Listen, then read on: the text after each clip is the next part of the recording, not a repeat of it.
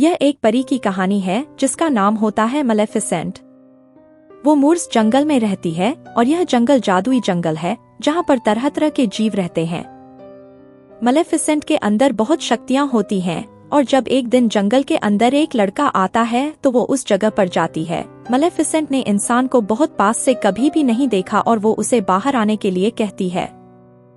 दरअसल उसने यहाँ से एक हीरा चुराया होता है और जब वो बाहर आता है तो वो भी उसी उम्र का होता है जिस उम्र की मलेफिसेंट है।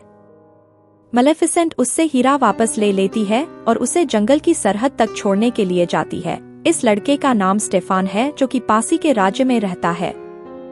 मूर्स जंगल खत्म होते ही एक दूसरा राज्य शुरू होता है और इस राज्य के राजा का नाम होता है हेनरी, जो कि मूर्स जंगल को अपने कब्जे में लेना चाहता है। मूर्स एक जादुई जंगल है। स्टीफन मलेफिसेंट को बताता है कि उसके माँ बाप अब इस दुनिया में नहीं है, वो अकेला है। मलेफिसेंट कहती है कि उसका भी इस दुनिया में कोई नहीं है। वो वहाँ से जाने से पहले कहता है कि अगर मैं यहाँ पर दोबारा आया तो क्या तुम मुझे मिलोगी। मलेफिसेंट बोलती कि तुम्हारा यहाँ पर आना सेफ नहीं है। वो कहता है कि मैं फिर भी आऊँगा और वो उससे हाथ मिलाता है और जैसे ही वो उससे हाथ मिलाता है मलेफिसेंट के हाथ पर करंट लगता है। वो कहता है क्या हुआ। मलेफिसेंट बोलती है कि तुम्हारी रिंग, क्योंकि वो लोहे की होती है। मलेफिसेंट उसे बताती है कि लोहा परियों को जला देता है। इसके बाद स्टेफान वहाँ से चला जाता है लेकिन वो कई बार वापस लौट कर आता है और धीरे धीरे इन दोनों की दोस्ती बहुत गहरी हो जाती है और सालों पुरानी दुश्मनी जो परियों और इंसानों के बीच में होती है इन दोनों के जरिए अब वह खत्म हो चुकी है। और धीरे धीरे जैसे जैसे वक्त बीतता है इनकी दोस्ती प्यार में बदल जाती है और जब मलेफिसेंट 16 साल की होती है तो यह दोनों एक दूसरे को किस करते हैं। वक्त बीतता जाता है और मलेफिसेंट एक बहुत ही स्ट्रांग परी बन चुकी है। मूर्स जंगल की रक्षा मलेफिसेंट करती है। वहीं दूसरी तरफ स्टेफान का लालच राज्य की तरफ होता है। बचपन में एक बार उसने मलेफिसेंट से कहा भी था कि एक दिन वो उस किले में रहेगा। मलेफिसेंट कई बार स्टेफान का इंतजार करती रहती लेकिन वो बहुत वक्त के बाद आता। मलेफिसेंट को इंसानों के लालच और उनकी ईर्ष्या के बारे में कुछ भी नहीं पता था, लेकिन शायद उसे बहुत कुछ सीखना था। अब राजा हेनरी मूर्स जंगल को अब अपने कब्जे में लेना चाहता है, इसीलिए एक दिन वह अपनी सेना के साथ मूर्स जंगल की सरहद पर आ जाता है और तभी वहां पर मलेफिसेंट आती है जो कि बहुत ताकतवर है। मलेफिसेंट राजा को वापस लौट जाने को कहती है। गुस्से में राजा कहता है कि मैं किसी भी परी से ऑर्डर नहीं लेता। मलेफिसेंट कहती है कि तुम मेरे राजा नहीं हो। राजा हेनरी अपने लोगों से कहता है कि मुझे इसका सर लाकर दो और इसके बाद वह मूर्स जंगल की तरफ बढ़ते हैं और तभी जंगल के अंदर से अजीब अजीब से क्रिएचर्स बाहर आते हैं और इंसानों तथा क्रिएचर्स के बीच में जंग होती है और इस जंग में मलेफिसेंट राजा हेनरी को बुरी तरह से जख्मी कर देती है और सारे इंसान यहाँ से भाग जाते हैं। अब राजा हेनरी जख्मी है। वह अपने लोगों से कहते हैं कि जब मैं राजगद्दी पर बैठा था तो मैंने लोगों से वादा किया था कि एक दिन मूर्स जंगल हमारे कब्जे में होगा और उसके अंदर जो खजाना है उस पर हमारा अधिकार होगा, लेकिन आज हम उनसे हार गए और मैं मर रहा हूँ और मैं इस कलंक के साथ मरना नहीं चाहता। जो भी उस पंखों वाली क्रिएचर को मारेगा जिसका नाम मलेफिसेंट है, मैं उसकी शादी अपनी बेटी से करवा दूंगा और इस राज्य का राजा उसे बना दूंगा।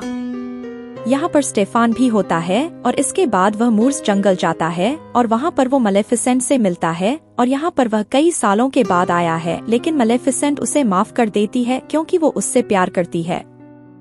स्टेफान उसे बोलता है कि राजा हेनरी तुम्हें किसी भी कीमत पर मारना चाहता है, तुम्हें अपना ध्यान रखना होगा। मलेफिसेंट को उसकी बातों पर यकीन है क्योंकि वह उससे प्यार करती है। यह बहुत देर तक बातें करते हैं। बातें करने के दौरान स्टेफान मलेफिसेंट को पानी देता है जिसमें नींद की दवा होती है और मलेफिसेंट नींद की गहराइयों में सो जाती है। और अब स्टीफन चाकू उठाता है और वो उससे मलेफिसेंट को मारना चाहता है, लेकिन वो उसे मार नहीं पाता और जब सुबह मलेफिसेंट की आंखें खुलती है तो वो देखती है कि उसके पंख नहीं होते। दरअसल स्टेफान ने उसके पंख काट दिए होते हैं और यह देखने के बाद मलेफिसेंट बहुत रोती है क्योंकि उसके साथ धोखा हुआ है। उसकी सबसे प्यारी चीज जो कि उसके पंख है, जो उसे आसमान की ऊंचाइयों में ले जाते हैं, अब मलेफिसेंट के पास वो नहीं है। वहीं दूसरी तरफ स्टेफान मलेफिसेंट के पंख राजा हेनरी के पास ले जाता है और वो कहता है कि मैंने आपका बदला ले लिया, मैंने उसे खत्म कर दिया।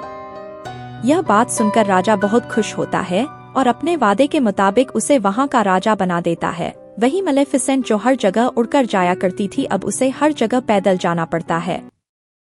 मलेफिसेंट इस धोखे से पूरी तरह से टूट चुकी होती है। एक बार मलेफिसेंट देखती है कि एक आदमी एक कौवे को मारने वाला होता है कि तभी मलेफिसेंट उसे इंसान बना देती है। वो आदमी वहां से भाग जाता है और इसके बाद वो कौवा जो कि अब इंसान बन चुका है वो मलेफिसेंट को थैंक्स कहता है और कहता है कि मैं जिंदगी भर तुम्हारी सेवा करूंगा। इसका नाम डेविल होता है। मलेफिसेंट को जब यह पता चलता है कि स्टेफान ने ऐसा इसलिए किया था कि वह राजा बन सके, उसे बहुत गुस्सा आता है और वह पूरे मूर्स जंगल को एक डार्क किंगडम में बदल देती है। धीरे धीरे वक्त बीतता है और स्टेफान जो कि अब राजा बन चुका है उसके घर में एक बेटी पैदा होती है और वह एक बहुत बड़ा जश्न रखता है और उस दिन वहां पर मलेफिसेंट भी पहुंच जाती है। वो कहती है कि ये सुंदर होगी, इसे हर कोई प्यार करेगा, लेकिन जब यह 16 साल की होगी तो सूर्य अस्त होने से पहले चरखे की सुई इसकी उंगली में चुभेगी और यह गहरी नींद में सो जाएगी और उसके बाद ये कभी नहीं उठेगी, यानी कि ये मर जाएगी। स्टेफान उसके सामने गिड़गिड़ा आता है, उससे भीख मांगता है। वो कहता है कि मलेफिसेंट ऐसा मत करो। मलेफिसेंट कहती है कि ठीक है, अगर इसके 16वें जन्मदिन के दिन किसी सच्चे प्यार करने वाले ने इसे किस किया तो इसकी जान बच जाएगी, नहीं तो यह उस दिन मर जाएगी। और इसके बाद मलेफिसेंट वहां से चली जाती है। राजा स्टेफान इस बात से बहुत डर जाता है और वह 3 नन्ही परियों को अपनी बेटी को देता है जिसका नाम अरोरा है और वह कहता है कि इसे यहाँ से कहीं दूर ले जाओ और जब यह 16 साल 1 दिन की हो जाए तो इसे वापस ले आना ताकि मलेफिसेंट का जो श्राप है वो टल जाए। साथ ही स्टेफान यहाँ पर अपने आदमियों को मलेफिसेंट को मारने के लिए भेजता है, लेकिन वो जंगल के चारों तरफ एक दीवार खड़ी कर देती है जो पेड़ों की होती है और यह ऐसी दीवार होती है जिसके अंदर कोई भी इंसान नहीं जा सकता। स्टेफान के लोग उन्हें जलाने की भी कोशिश करते हैं, लेकिन उनकी सारी कोशिशें नाकाम हो जाती है। स्टेफान इस बात से बहुत गुस्सा हो जाता है। वो डरा हुआ होता है लेकिन वो कुछ भी नहीं कर सकता। वहीं दूसरी तरफ मलेफिसेंट को यह पता है कि स्टेफान की बेटी अरोरा कहाँ पर है और वो वहाँ पर जाती है। वो उसे डराने की कोशिश करती है लेकिन वो अभी बहुत छोटी है। वो उसे देखकर हंसती है। मलेफिसेंट और उसका जो कौवा होता है जो इंसान भी बन सकता है वो दोनों अरोरा पर नजर रखते हैं। एक बार अरोरा एक तितली के पीछे भाग रही होती है और वो पहाड़ से गिरने वाली होती है, क्योंकि जो यहाँ पर 3 परी है उनका ध्यान उस पर नहीं है और अरोरा पहाड़ से गिर जाती है, लेकिन मलेफिसेंट वहाँ पर अपनी शक्ति से पेड़ के जरिए उसे बचा लेती है। कहीं ना कहीं मलेफिसेंट के अंदर इस बच्ची के लिए अब एक सॉफ्ट कॉर्नर आ चुका है, क्योंकि मलेफिसेंट दिल से बुरी नहीं है, वक्त ने हालात ने उसे ऐसा बना दिया है। धीरे धीरे वक्त बीतता है और वह बदलते मौसमों के साथ साथ बड़ी होना शुरू हो जाती है और जैसा कि मलेफिसेंट ने कहा था कि वह सुंदर होगी, अरोरा बिल्कुल वैसी होती है। अब यहाँ पर जो 3 परियां हैं जिन्हें अरोरा का ध्यान रखना है वो लापरवाह होती है और इसीलिए मलेफिसेंट उसका ध्यान रखती है और अब अरोरा 15 साल की हो जाती है और अरोरा के अंदर भी यह जिज्ञासा होती है कि इन लकड़ी की दीवारों के पीछे क्या है। वो मूर्स के अंदर जाना चाहती है और एक दिन मलेफिसेंट उसे अंदर ले आती है, पर वो उसके सामने नहीं आती, लेकिन अरोरा को एहसास है कि उसके आसपास कोई है और वो मलेफिसेंट को सामने आने के लिए कहती है।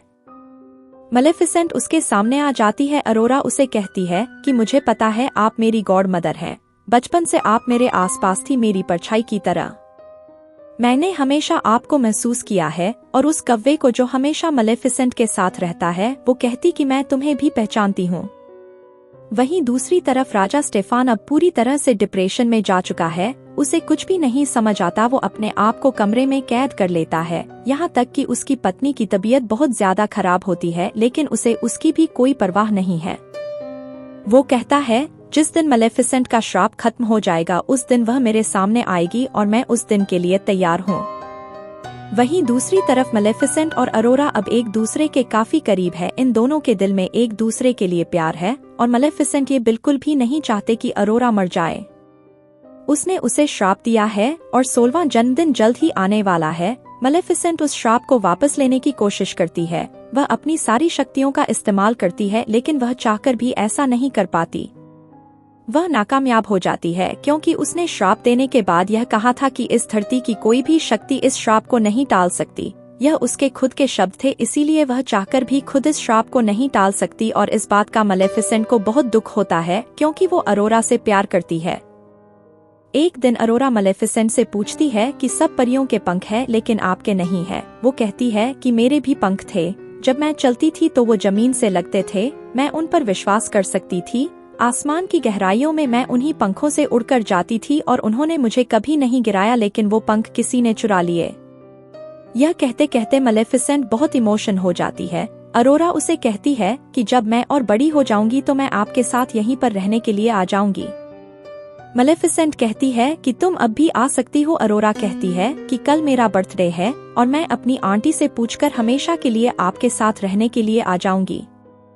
कल अरोरा 16 साल की हो जाएगी और वो श्राप जो मलेफिसेंट ने उसको दिया है वो कल पूरा हो जाएगा, और इस बात का मलेफिसेंट को बहुत दुख होता है क्योंकि वो अरोरा से प्यार करती है। यही जंगल में अरोरा को एक लड़का मिलता है जिसका नाम फ्लिप है। दरअसल वह अपना रास्ता भटक गया होता है। वो राजा स्टेफान के महल में जा रहा होता है और वह अरोरा से रास्ता पूछता है। यह दोनों एक दूसरे की तरफ अट्रैक्ट हो जाते हैं। दूर से मलेफिसेंट और उसका कौवा दोनों देख रहे होते हैं। कौवा कहता है कि हमें हमारा आंसर मिल गया। जैसा कि तुमने कहा था कि अगर कोई ट्रू लव किस अरोरा को करेगा तो श्राप टल जाएगा। मलेफिसेंट कहती है कि मैंने यह बात इसीलिए कही थी क्योंकि ऐसी कोई भी चीज नहीं होती। इसके बाद अरोरा अपने घर जाती है जहां पर वो तीनों नन्ही परियां जो बचपन से लेके अब तक अरोरा का ध्यान रखती हैं, अरोरा को उसके जन्मदिन के बाद राजा के पास वापस ले जाने के बारे में बात कर रही होती हैं, और तभी वहां पर अरोरा आ जाती है। अरोरा कहती कि अब मैं यहाँ से जाने के लिए तैयार हूँ। दरअसल वो मलेफिसेंट के पास जाना चाहती है। यह बात सुनकर वो हैरान हो जाती है।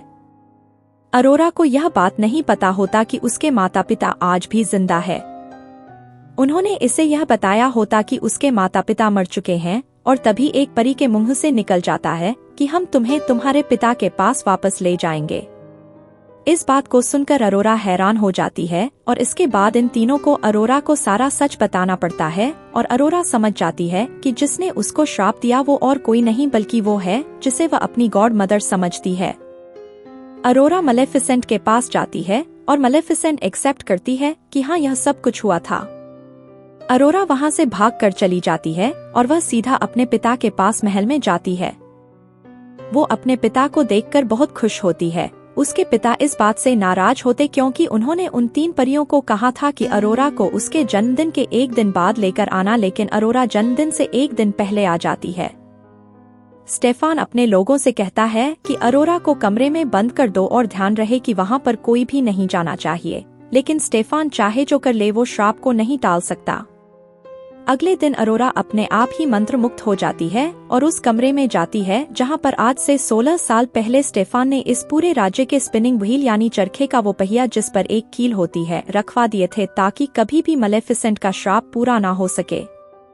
लेकिन श्राप के असर से अरोरा खुद वहां पहुंच जाती है और वो एक कील के ऊपर अपनी उंगली रखती है और उसे दबा देती है, और उसको दबाते वो गहरी नींद में चली जाती है। अब श्राप के मुताबिक वो इस नींद से कभी भी जाग नहीं सकती। वहीं दूसरी तरफ ये दिखाया जाता है कि मलेफिसेंट अपने साथ फिलिप जो कहीं ना कहीं अरोरा को प्यार करता है और अरोरा भी उससे प्यार करती है, को अपने साथ लेकर महल की तरफ आ रही होती है। वहीं महल में यह दिखाया जाता है कि स्टेफान अब पूरी तरह से पागल हो जाता है। नन्ही परी बोलती है कि अगर आप उसे ट्रू लव किस करें तो शायद वो जाग जाए। स्टेफान कहता है कि ट्रू लव जैसी कोई चीज नहीं होती। अगर ट्रू लव को मानता तो कभी भी वो मलेफिसेंट को धोखा नहीं देता, उसके पंख नहीं काटता। दरअसल आज जो कुछ भी हो रहा होता है इसके पीछे खुद स्टीफन जिम्मेदार होता है। उसी की वजह से मलेफिसेंट जो कि एक अच्छे दिल की परी थी, उसके दिल में बदले की भावना आ गई और उसने अरोरा को श्राप दे दिया। अब मलेफिसेंट फिलिप को लेकर उस कमरे में आती है जहां पर अरोरा है, और वो फिलिप को उसे किस करने के लिए कहती है। फिलिप उसे किस करता है, लेकिन अरोरा नींद से नहीं जागती। मलेफिसेंट को इसका बहुत दुख होता है। उसे एहसास होता है कि उससे गलती हो गई और वह सोई हुई अरोरा से कहती है कि मैं कसम खाती हूँ कि जब तक मैं जिंदा हूँ तुम्हें कोई भी हार्म नहीं पहुँचाएगा और मैं हर दिन तुम्हारी स्माइल को मिस करूंगी।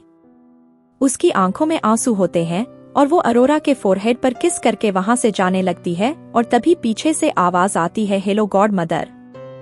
दरअसल वो होश में आ चुकी होती है। ट्रू लव जिस पर किसी को भी विश्वास नहीं होता वो अरोरा के बीच में और मलेफिसेंट के बीच में होता है। अरोरा भी मूर्स जंगल, जो कि एक जादुई जंगल है, वहाँ पर मलेफिसेंट के साथ हमेशा के लिए रहने के लिए जाना चाहती है। लेकिन इससे पहले कि ये यहाँ से निकल पाते, यहाँ पर स्टेफान के लोग आ जाते हैं और वो मलेफिसेंट को जाल में फंसा लेते हैं। यह लोहे का जाल होता है क्योंकि मलेफिसेंट ने बचपन में स्टेफान को बताया था कि लोहा परियों को जला देता है, वो उनकी कमजोरी है, उसके आगे उनकी शक्तियाँ काम नहीं करती, और यहाँ पर होता भी ऐसा ही है। मलेफिसेंट पूरी तरह से मजबूर हो जाती है, लेकिन तभी वो अपने कोवे एक को ड्रैगन बना देती है और वह अपने मुंह से आग निकालकर यहाँ पर बहुत सारे लोगों को जला देता है और मलेफिसेंट को आजाद भी कर देता है। लेकिन कुछ ही देर बाद सैनिक उसे अपने काबू में कर लेते हैं और चारों तरफ से मलेफिसेंट को घेर लेते हैं और स्टेफान उसके सामने आता है। उसने चारों तरफ से अपने आप को लोहे के कवच से ढका हुआ है और वो मलेफिसेंट को मारना चाहता है। वहीं दूसरी तरफ अरोरा को मलेफिसेंट के कटे हुए पर दिखते हैं जिसे कैद किया गया है और वो हिल रहे होते हैं। अरोरा उन परों को उस कैद से आजाद कर देती है और वो पर एक बार फिर से मलेफिसेंट के साथ आकर जुड़ जाते हैं और अब मलेफिसेंट एक बार फिर से पहले की तरह उड़ सकती है।